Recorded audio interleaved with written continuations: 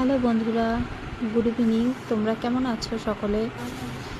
আজকে তোমাদের সাথে আজকের রান্নাঘরের রেসিপি শেয়ার করতে চলে এলাম। জানি খুব লেট হলো, তাও তোমাদের সাথে শেয়ার তো করা যেতেই পারে। তাই চটপট দেখে বলো কেমন লাগছে, কমেন্টে অবশ্যই জানাবে।